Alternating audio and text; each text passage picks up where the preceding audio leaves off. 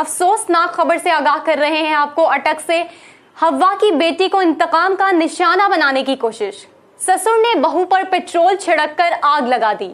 दोनों मियां बीवी शदीद जख्मी।